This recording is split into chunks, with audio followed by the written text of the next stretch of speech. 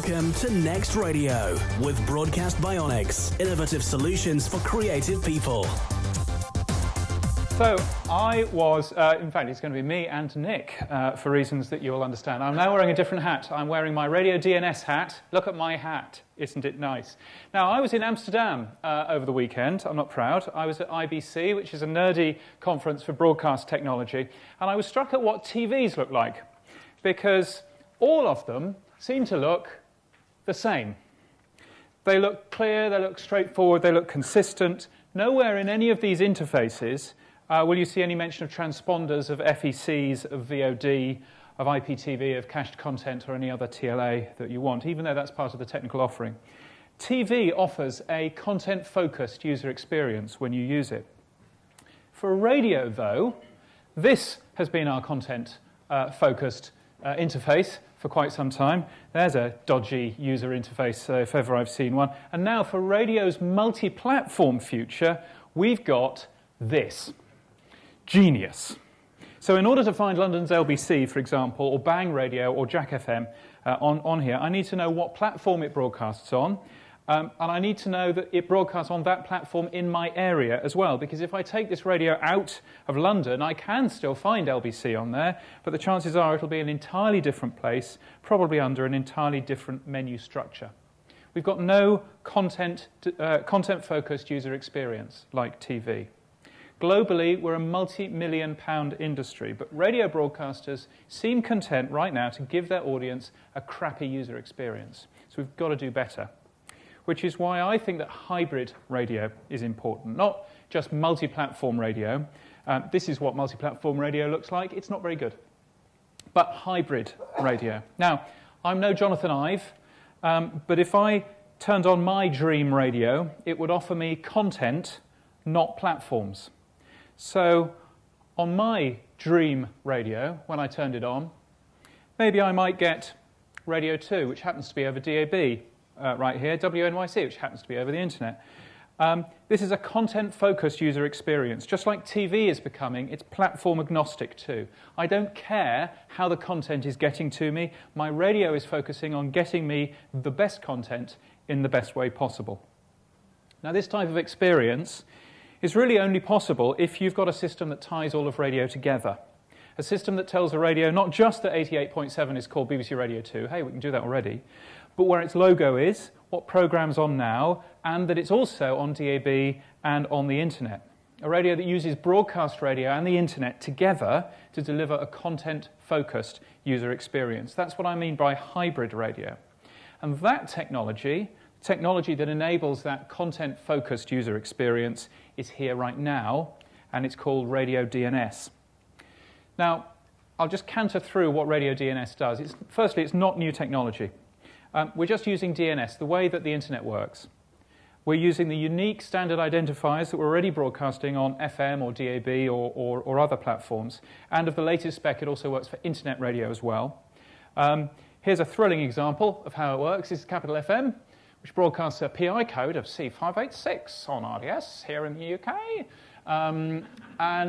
You can see that your radio knows enough about the broadcast to create a Radio DNS formatted domain, which is a CNAME for rdns. This is global.com.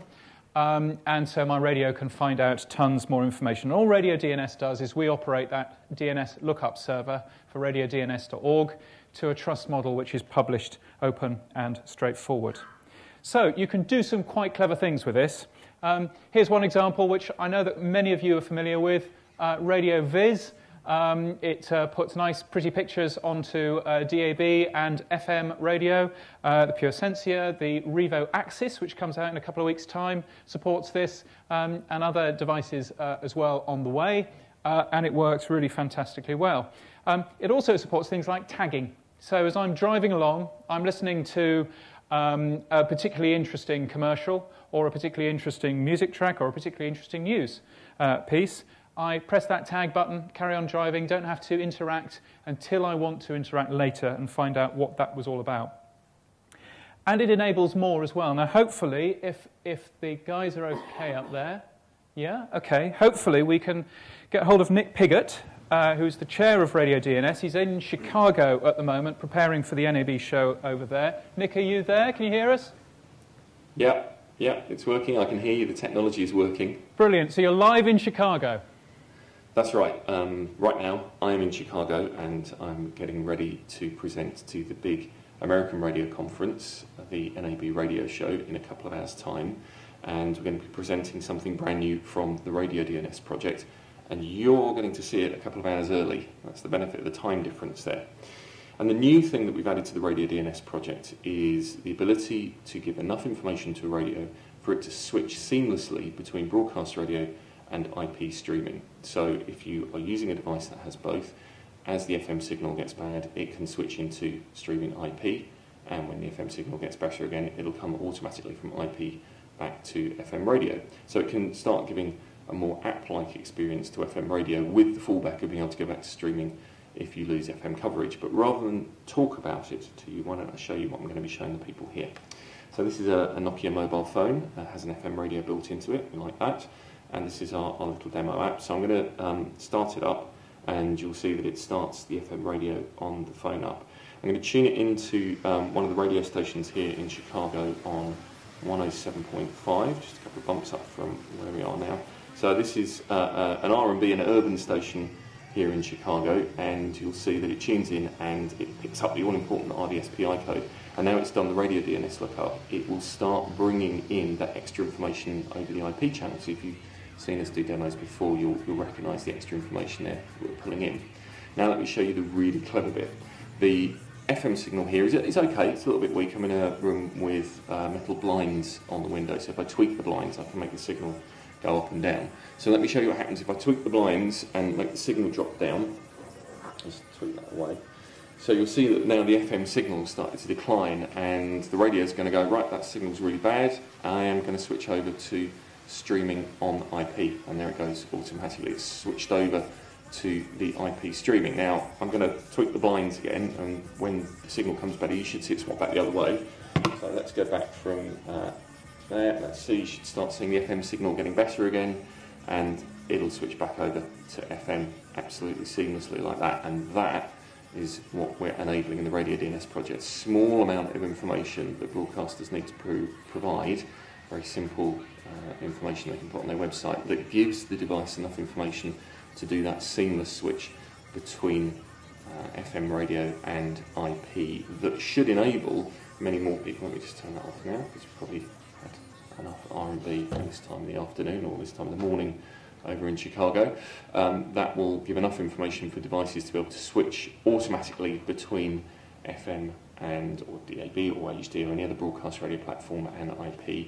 It also works if you have a preset on the radio and you're in another city. Maybe you pull up your favourite radio station that's not available on broadcast in that area, then it will switch over to IP. So it's one preset, works all the time wherever you are. Nick, can you explain how people can take part? Yep, no problem at all. If you're interested in any of this stuff, obviously go to the website radiodns.org. You can download all of our specifications, they're all free to look at, and we have some great developers lists that you can join and comment on. So come and have a play with it, come and get involved with the project. It's an open project. We'd love to have more people developing around it and supporting it. Thank you, Nick. Have a great day in Chicago. Yeah, well, you have a good rest of conference as well. Cheers, we will. Thank you. Thanks. Nick Piggott, live from Chicago. That was pretty good, wasn't it? Fantastic. Now, in all seriousness, that was service following from FM to the internet and back again. Pretty neat. So you only need one preset for radio's multi-platform future using Radio DNS. We have a bunch of brilliant members who help us do a lot of this work. I'm not asking you to be a member today. I'm just asking you to take a look at what we're doing and work out how you can help radio's future with Radio DNS. Thanks for your time today. Cheers.